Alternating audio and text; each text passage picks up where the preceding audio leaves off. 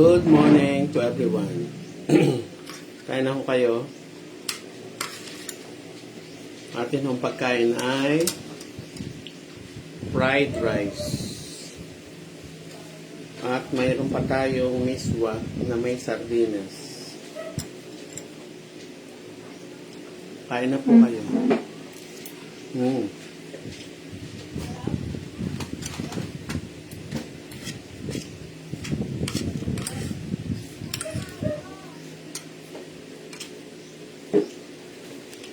At meron pa rin ho tayong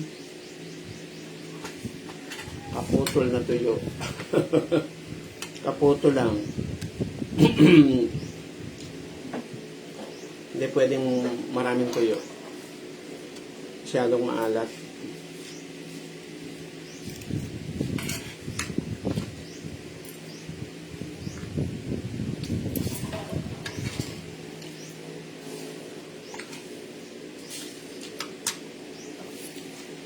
Anong date na ngayon?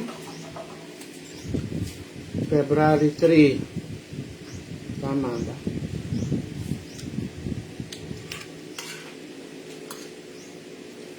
Mamaya-maya ho, tapos na yung February. March naman. Diba?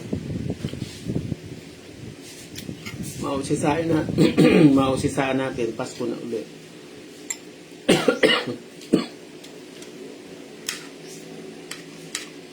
Pasko na ulit.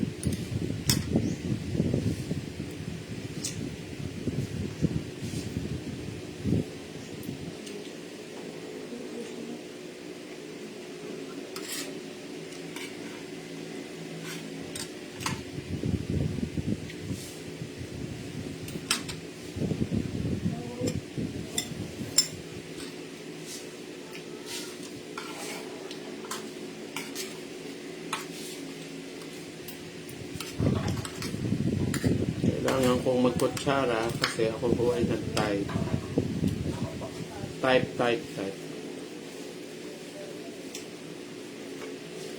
Pagkatapos ko mag-type, magturo, bawal magbasa ng kamay.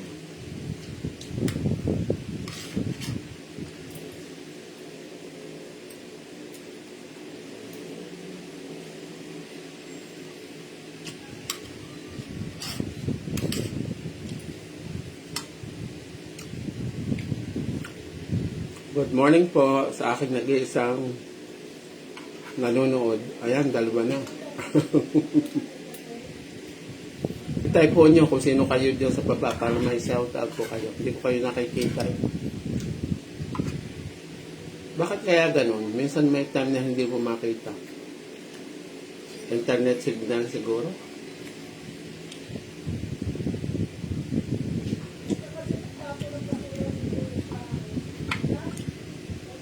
Ano daw yun? Sabi ng kapitbahay, maingay ang kapitbahay. Ano sabi? Tapo ng basura? Sana. Sino? Isa.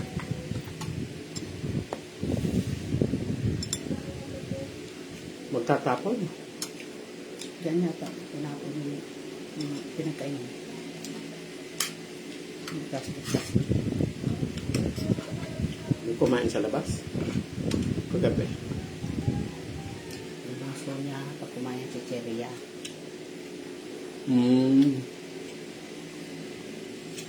Yung mga bumibili sa kabila. Yung anak ko.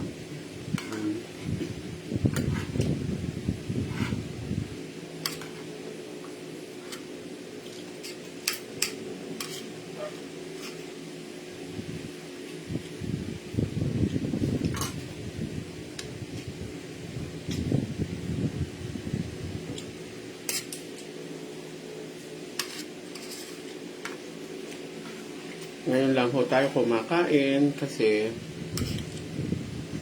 nagturo ho ako ng 5 o'clock hanggang 8 o'clock. Nakakumpleto naman ako ng 6 na estudyante. So mamaya po meron akong mag-standby ako ng 8:30. Tingnan ko kung may papasok. Minsan ho yung ganong oras, 8:30 to 10:30, walang masyadong estudyante kami. Kasi nga ho, ang aming mga estudyante ay nag-opisina.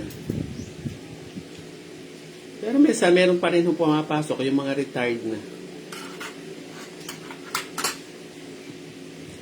Nag-aaliw ho sa kanilang buhay. Nag-aaral ng English para ma-exercise yung kanilang mga brain.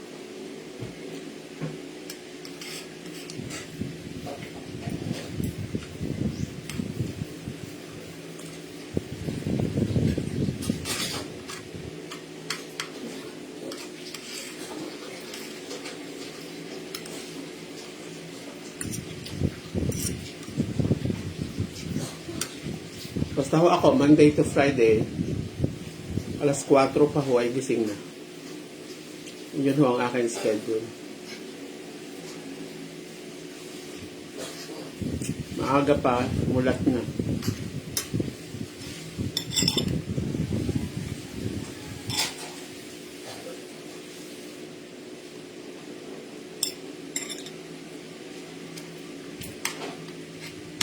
Tapos mamaya, 11 to 12, matutulog naman.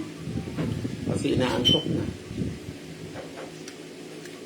Pagkagising, kakain at maliligo. Tapos, alas 2:30, turo na ulit.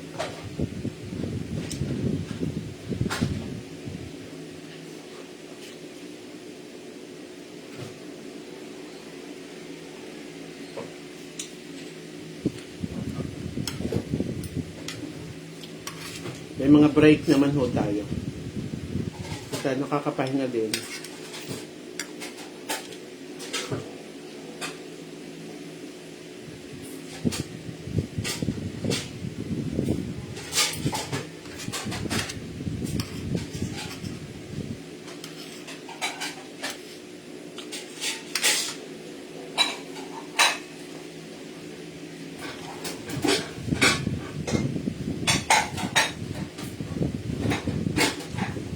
Dito ho sa fried rice natin, meron tayong carrot, may mais, may hotdog,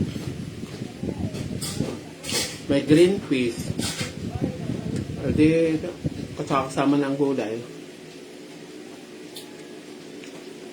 Carrots. Oo nga, may carrots.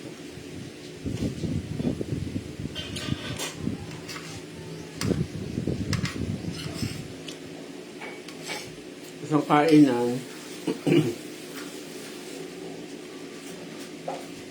kainan edi sama-sama ng lahat.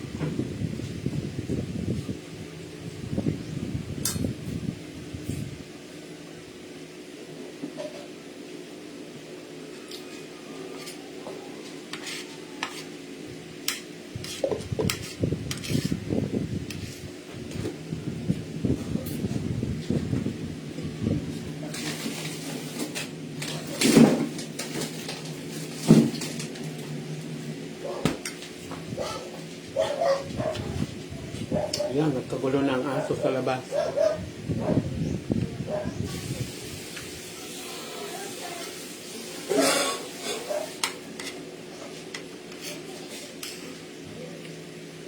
Ang daming aso dyan sa labas ngayon.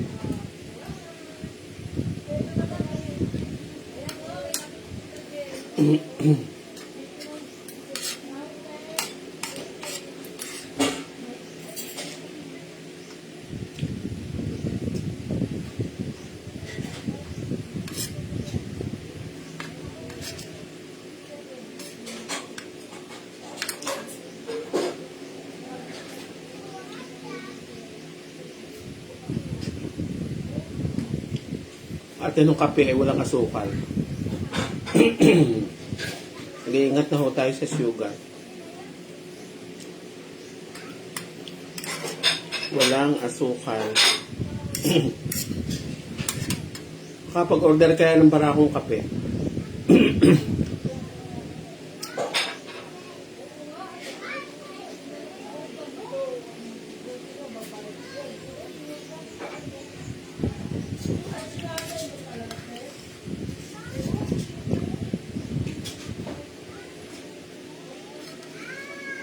Tignan nyo ang aking tuyo. Hindi pa maubos. Kakaputol na nga. Hindi pa maubos eh. Mag-iingat din ho tayo sa maalat.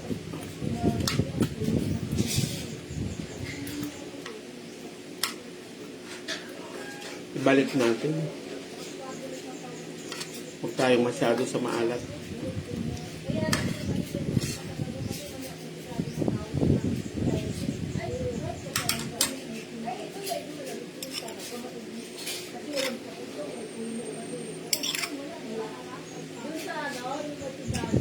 Ang tirang miswa. Tira pa ho ito kagabi.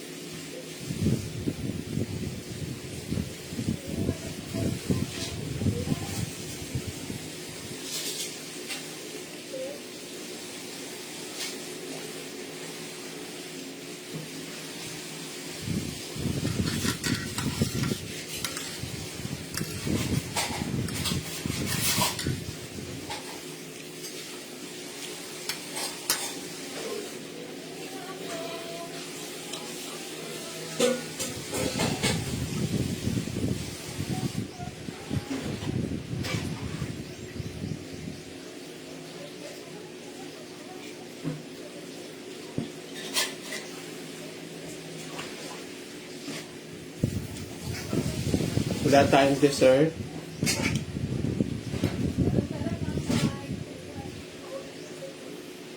Walang prutas. O wala nga yata banana.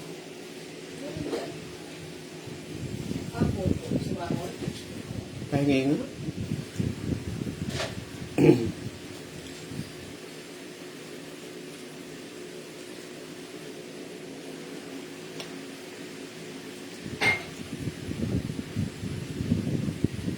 So, anong gagawin natin? Maghapon, magtuturo tayo. May break naman ho.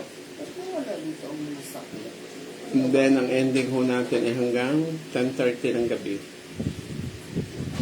Pero yun naman ho ay may mga break.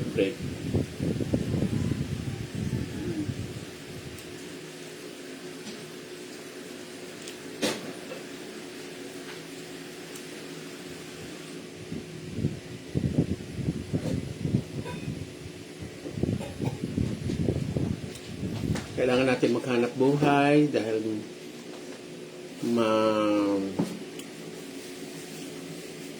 mabigat ang mga budget natin ngayong mga panahon ito. Mataas ang mga bilihin. Pag wala ho tayong regular income kahit paano, ay mahirap po talagang makipagsabayan sa panahon ngayon. Ang mabuti lang ho, pagka sa bahay kayo nagtatrabaho, ay hindi kayo nakikipag laban sa pangapagsakay. Walang hassle ho sa preparation. Pwede kayong magturo kahit hindi kayo nagtututbrush.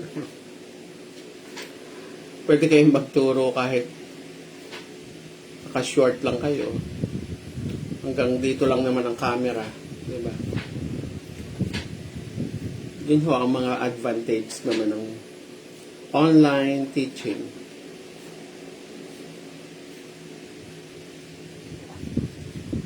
Nag-start ho ako ay 2019, 20, 21, 22, 23, 24, 25. Basta ho this June, di ako ho'y mag 6 years na.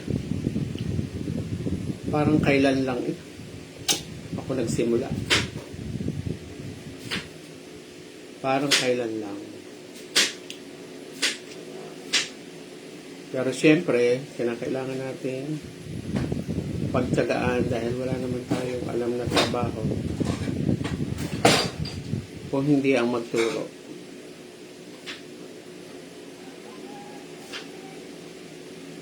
Pagka naman ho kabisado niyo na yung lesson, wala nang masyadong problema. Wala nang masyadong sakit ng ulo. Yung technique na lang ng pagtuturo ang gagawin mo sa iba-ibang klase ng estudyante.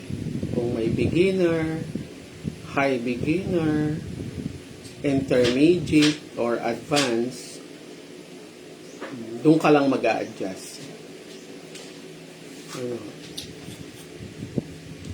Kain na kayo ng apple. Ang apple bow.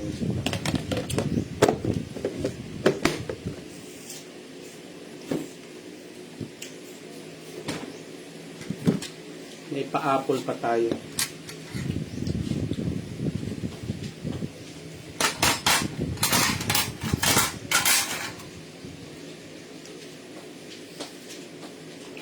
So, mag-8:30 na ho. Ako ho ay i-standby na.